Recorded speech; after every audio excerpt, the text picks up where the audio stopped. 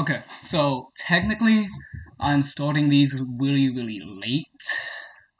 The reason for that being kind of my fault, kind of I just got lazy. Because what happened was, I have a gym at home. I use the gym at home to work out typically. However, we were having some construction done. I thought it was going to be for 2 weeks. It ended up being 6 weeks. So, and that's pertinent because we moved a lot of stuff into the gym for space so that we have the space to do the construction. But because of that, like the gym was just too packed for me to use comfortably. Like I could have moved things around to work out, but it would have just been a hassle moving things, then moving them back so I can use a different machine, then like continuously moving things every time I want to do a new exercise. So I kind of just stopped working out for. I thought it was going to be 2 weeks, ended up being 6 weeks for the construction to be done. It. So that's why I'm starting these late. And like finally, I decided I was like, you know what? I can just. There's a lot of exercises I could do without access to my gym, because pretty much I'm just down to dumbbells and my body right now, without using the rest of the gym equipment. So I just came back from. What time is it? In all honesty, it was maybe a 5 minute jog and a 2 minute walk back. So it wasn't too bad. I will say it was way too cold for it. It was really cold. Really cold. And we have not talked about in class about the effects of cold to exercise, cold weather. We talked about the effects of hot weather. So I'm just gonna. Well, technically, it's not relevant to my exercise today. The It's relevant to the inverse. So I used to do the same jog. I did about 5 minute jog and a 2 minute walk back over the summer as more so kind of a warm up, kind of just so I can do a bit of cardio for my exercise. So, in all honesty, I'm really bad at staying consistent. Working out, like the longest streak I've ever had of working out was about a month and a half. So I'm really bad at it. But okay. So exercise and heat. One of the main things it does, because it does a couple other things. It affects your body's ability to let dissipate heat into the atmosphere, because it is dissipating heat to an already warm environment. So the difference of heat between the body and the environment is less in a hotter environment. Or it may even be the case where the outside of the environment is warmer than the body, which makes it much more difficult to dissipate heat from the body, because it it's more efficient when there's a greater gradient between inside temperature and outside temperature, because then it can just release the heat and the heat can be absorbed by the atmosphere. But so the other thing it does, sorry, I've not ran in a while, jogged in a while, so still a little bit in EPOC.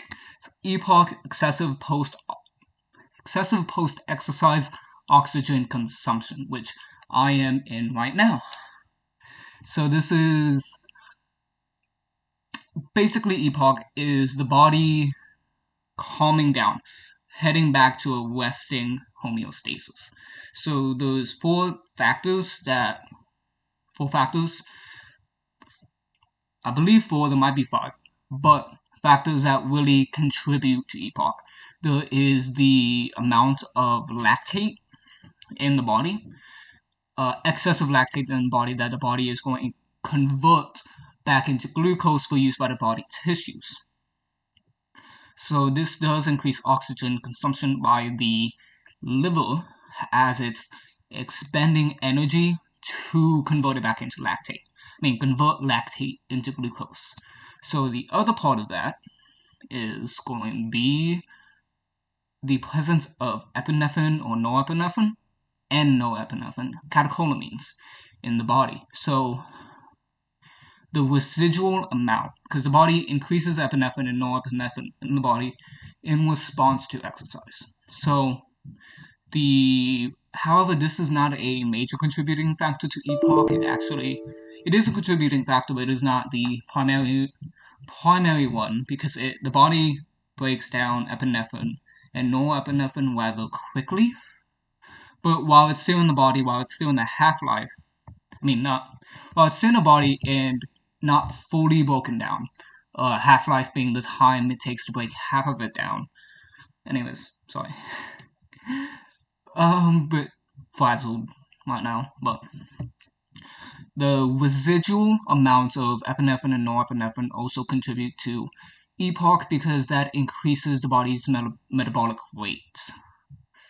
So, until it is fully broken down, it is still going to affect the body. The third reason is because the body wants to replenish phosphocreatine. Phosphocreatine being the initial energy supply for the body. It is what initiates it is the primary contributor to the first 5 seconds of exercise. And it is created by phosphocreatine breaking down and giving its phosphorus to adenosine diphosphate to make adenosine triphosphate and a creatine molecule. This allows the body to use that ADP molecule in the production of energy. In the utilization of energy. Also technically in the production of energy because of glycolysis, but I digress. What I meant was the utilization of energy. So, then the next part would be,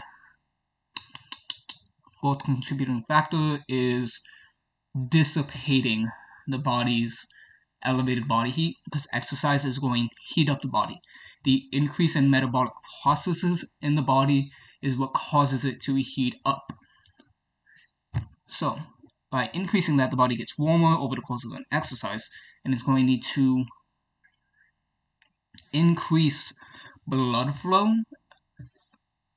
across the body to dissipate that heat through the skin. So, excuse me, sorry. So, quick review: the 4 things that contribute to excessive post-exercise oxygen consumption, EPOC, is the presence of norepinephrine and epinephrine in the body, the increased metabolic need to break down or to convert lactic acid, or no, not lactic acid, because it's just lactate, to convert lactate into glucose in the liver, the need to replenish phosphocreatine reserves in the body, and the need to release excessive body heat. All these contribute to EPOC. I believe there might be a 5th reason, but those are the main ones. And yeah, I have a little bit more to my workout that I'm going to do, because like I said, I didn't mention it, I still don't have my gym. I still do not have it. So I'm just going to get some dumbbells and do some calisthenics and use the dumbbells a little bit for what I can. Probably just go and do legs, because I can do that with dumbbells really easily, because instead of doing a normal squat, I would just do a much deeper squat with a pause at the bottom with probably a 50-pound, maybe a 45-pound weight, and I would just increase the amount of repetitions with that, because I really hate I hate doing squats so much. But yeah, I'm going to do that, and that'll be it for this video.